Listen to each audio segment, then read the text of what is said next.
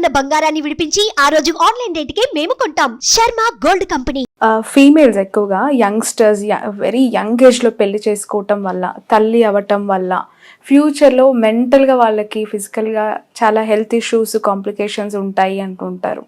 అది ట్రూ కాదు. But when we're talking about marriages అనేది teenage marriages definitely not good. Because వాళ్ళ maturity level ఉండదు కాబట్టి, వాళ్ళ బాడీ మెచ్యూరిటీ లెవెల్స్ ఉండదు కాబట్టి, ప్రెగ్నెన్సీ అవన్నీ వస్తే వాళ్ళకి లోడ్ అవుతుంది అండ్ ఆల్ దీస్. కాబట్టి మనము teenage pregnancies are definitely not correct, teenage marriages are definitely not correct. But marriages anywhere between late teens, maybe 20-25 yearsవి they are absolutely okay. And reproductive health కూడా పీక్లో ఉంటుంది, ఛాన్సెస్ ఆఫ్ ప్రెగ్నెన్సీ మంచిగా ఉంటుంది.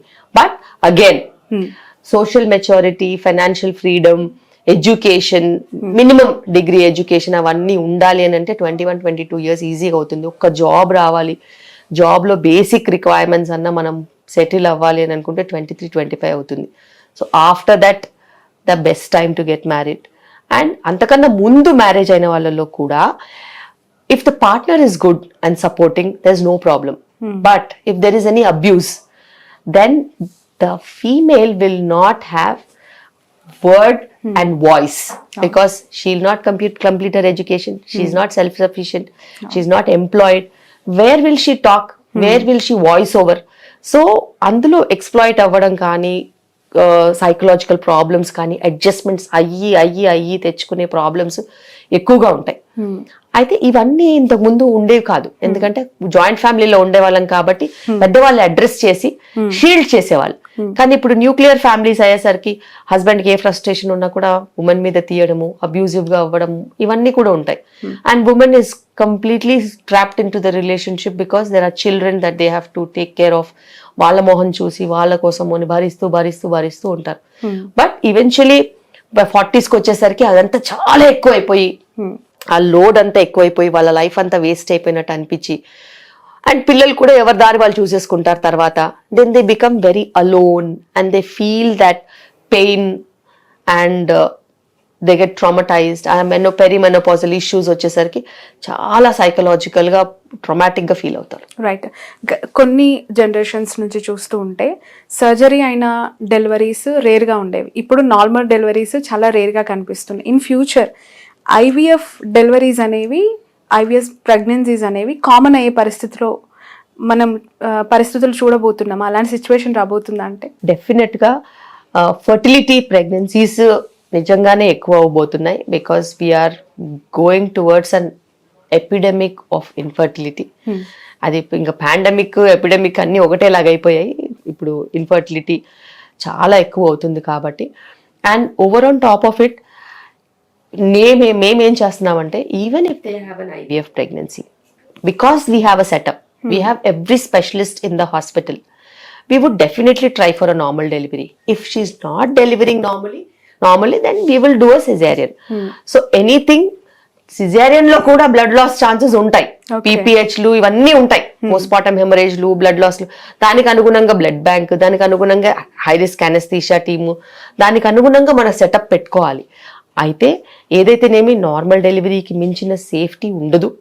అది వాళ్ళకి ప్రెగ్నెన్సీలో ట్రావెల్ చేస్తూ ఉంటే, వాళ్ళ చుట్టుపక్కల వాళ్ళు ఇన్ఫ్లుయెన్స్ చేస్తూ ఉంటే, వాళ్ళ చుట్టుపక్కల వాళ్ళు ధైర్యం ఇస్తూ ఉంటే, వాళ్ళు ఒకవేళ యోగా క్లాస్కి వస్తారు 50 మంది, అందులో డెలివరీస్ అవుతూ ఉంటాయి కదా, మిగతా వాళ్ళు వీళ్ళని చూసి వాళ్ళ ఒపీనియన్స్ మార్చుకుంటారు. రైట్, డెఫినెట్ గా మార్చుకుంటారు. మ్యామ్, చాలా మంది ఈ ఐవీఎఫ్ ట్రీట్మెంట్స్ గురించి విన్న వాళ్ళు సెలబ్రిటీస్ చెప్తూ ఉన్న మాటలు విన్నప్పుడు, లైక్ స్పోర్ట్స్లో ఉన్నారు, లైక్ వాళ్ళకి స్పోర్ట్స్ అనేవి కొన్ని ఇయర్స్గా కంటిన్యూస్ ప్రాసెస్ ఉంటుంది, వాళ్ళు ఎగ్ ఫ్రీజింగ్ చేసుకోవాల్సిన పరిస్థితి. ఉపాసన అలానే పిల్లలు కనిందని, లేదంటే ఇషా అంబానీ అలానే పిల్లలు కనిందని, ఎగ్ ఫ్రీజింగ్ సైడు ఇంట్రెస్ట్ చూపిస్తున్న జనరేషన్స్ అంటే ఇన్స్పైర్ అయ్యి వాళ్ళు అలా చేసుకున్నారు కదా, మేము కూడా చేసుకుంటాము అని చెప్పి, దీన్ని ఎంతవరకు నమ్మాలంటారు, ఎంతవరకు కరెక్ట్ అంటారు? బేసిక్గా టెక్నాలజీ, మనము ఐఫోన్ కొంటే వాళ్ళం ఇంతకుముందు 7th generation iPhone 7, ఇప్పుడంటే iPhone 15, అంతే కదా. టెక్నాలజీ నువ్వు అప్గ్రేడ్ అవుతున్నప్పుడు, నువ్వు వేసుకునే బట్టలు నువ్వు అప్గ్రేడ్ అవుతున్నప్పుడు, అలాగే టెక్నాలజీని యూజ్ చేసుకోవడం కూడా నువ్వు అప్గ్రేడ్ అవ్వాలి. నీకు ప్రెగ్నెన్సీ ప్లానింగ్ 35 years వరకు లేదు అని నీకు తెలిసినప్పుడు, నీకు మెంటల్ మెచ్యూరిటీ ఉన్నప్పుడు, మరి నువ్వు 28 ఉన్నప్పుడే ఎగ్ ఫ్రీజింగ్ చేసుకుంటే నీ 28 years ఎగ్ క్వాలిటీ ఉంటుంది కదా. నీకు ఫైనాన్షియల్ అఫోర్డబిలిటీ ఉంటే there are certain companies which pay for 2 cycles of egg freezing. Okay. Yes, there are software companies which pay for 2 cycles of egg freezing free of cost, everything funded from scratch. అలా ఉన్నప్పుడు నువ్వు ఆ mental మెచ్యూరిటీతో నువ్వు egg freezing చేసుకోకపోతే 35 yearsకి వెళ్ళి నువ్వు అక్కడ eggs తగ్గిపోయి క్వాలిటీ తగ్గిపోయి నువ్వు సఫర్ అవుతావు కదా. సో బేసిక్గా the concept is, if you have such opinions, నువ్వు మెయిన్ స్ట్రీమ్లో ఉంటే నీకు ఇలాంటివి చేయాల్సిన అవసరమే లేదు. మెయిన్ స్ట్రీమ్లో ఉంటే నువ్వు టైంకి మ్యారేజ్ చేసుకుని టైంకి పిల్లల్ని కనేసేసి టైంకి పిల్లల్ని పెంచుకుంటూ హాయిగా నీ లైఫ్ నువ్వు ఎంజాయ్ చేసుకోవచ్చు, నీ ఇష్టం ఉన్నది చేసుకోవచ్చు. కానీ నీకు మెయిన్ స్ట్రీమ్ కాకుండా ఇతర ఆలోచనలు ఉన్నాయనుకో, you are a career oriented women, then you should definitely do egg freezing and make sure that your fertility is frozen. If you have a partner by then, if you are married by then, you freeze embryos. If you don't have a partner or if you are not married, then you can freeze your eggs. So ila cheskunte no 35 years ki kanu 40 years ki kanu nee ishtam. Okay. But the quality will be of a 28-year-old or 25-year-old or 26, whatever age that you have frozen your eggs, your quality will be that. This is using technology for somebody who really wants to postpone their pregnancy for a very long time.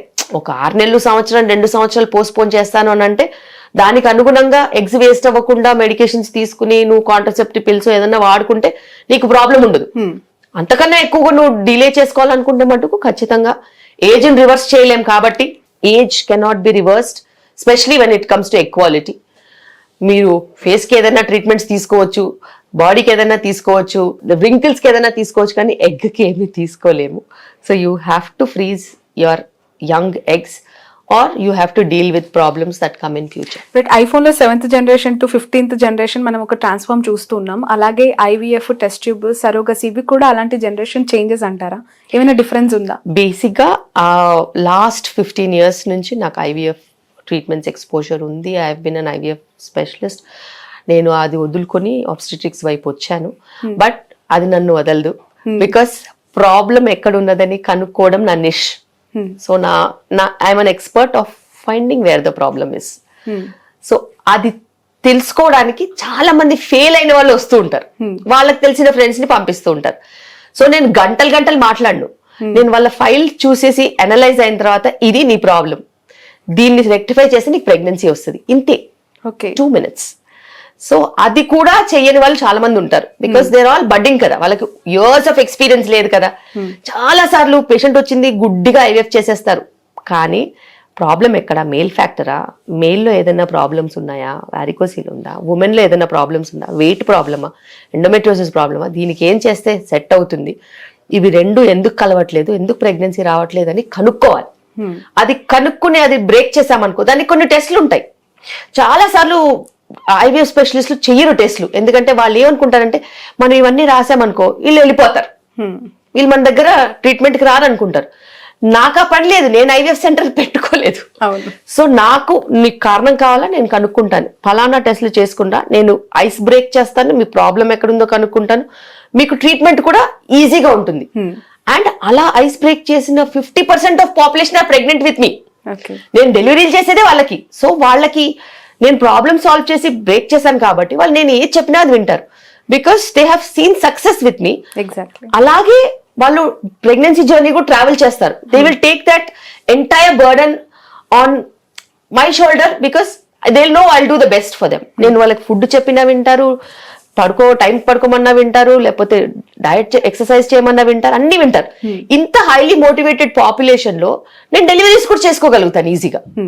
So ఇది అలా walk-in వచ్చే వాళ్ళని manage చేయడం కాదు, already ఉన్న వాళ్ళు, తెలిసిన వాళ్ళు, ఆ సిస్టమ్కి అలవాటు పడిన వాళ్ళు, వాళ్ళు కావాలనుకునే వాళ్ళని నేను మేనేజ్ చేస్తున్నాను కాబట్టి అది అలా నడుస్తుంది.